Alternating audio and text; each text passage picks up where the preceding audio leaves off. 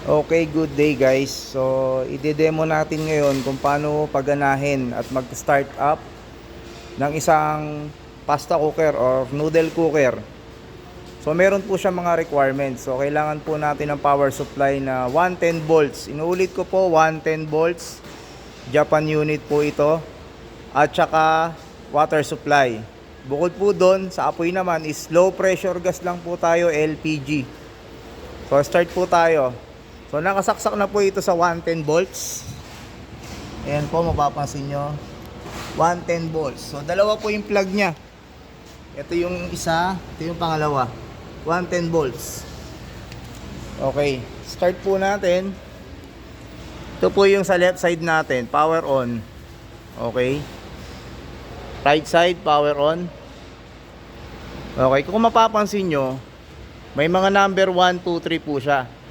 So ayan po yung sa left side. So ito po si number 1. Para makita nyo po, lulubog po siya automatic. Yan. After 5 seconds, countdown, alarm, tapos aangat na po siya. So dito po natin sineset kung gaano katagal i-reheat o lutuin ang isang pasta or noodle natin. So try natin sa 10 seconds. Ayan po, pinindot ko lang po yung arrow up para makuha yung 10 seconds. So pindutin naman natin sa number 1. Ayan, magka-countdown po yan.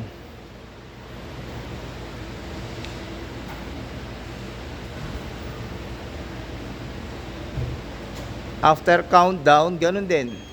Yun, ganun lang po kasimple. So check po natin sa iba. Number 2. 2, ayun, yung gitna po yung lumubog. After 5 seconds, aangat po siya, automatic. So ganun din po yung iba. Yan. So try po natin sa right side. Ganun din po yan. Yan. Yan na, nag-aangatan na po agad yung mga tapos na po yung seconds niya na nakaset. So ayan, ganun lang po kasimple. So punta naman po tayo kung saan po nakakabit ang gas supply natin or yung gas inlet. So sa harap, andito po yan, kita po kagad yan, yung may hose clamp na yan, yan po yung gas inlet. And then yung tubig natin, nandito po, ayan po. Yan po may flexible hose na yan na 1/2. Yung drain po natin, isang extra drain po natin, ito itong malinaw na to. Yan. Yan po yung mga excess moist lang po. Hindi po siya ganun kalakas. Ang pinaka main drain natin, yung drain valve na tinatawag, kung mapapansin nyo, ayan na po. Yan malaki na yung naka-T.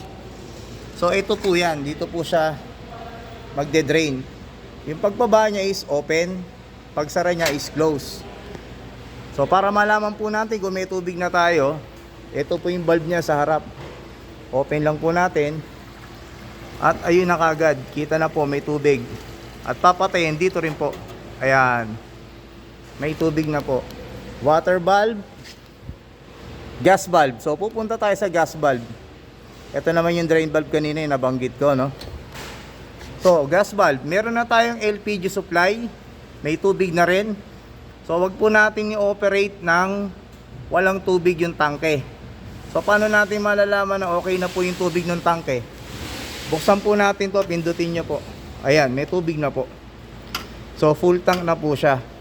Pwede na po natin i-test yung gas natin, yung burner natin. So punta po tayo sa gas valve. Kung mapapansin nyo po, may safety protection po siya, may thermocouple. So ang gagawin natin, once na umapoy siya, tulak, pihit, hold. Nakatulak pa po yung kamay ko para mainitan po yung thermocouple para mag-hold po yung apoy. Pag binitawan ko ito at hindi po namatay yung apoy, yung pilot fire natin, ayan, kitang-kita po. Tsaka natin pipihitin pababa para sa main valve po natin. So ayan na po. After 15 to 20 minutes, kukulo na po yung tangke natin.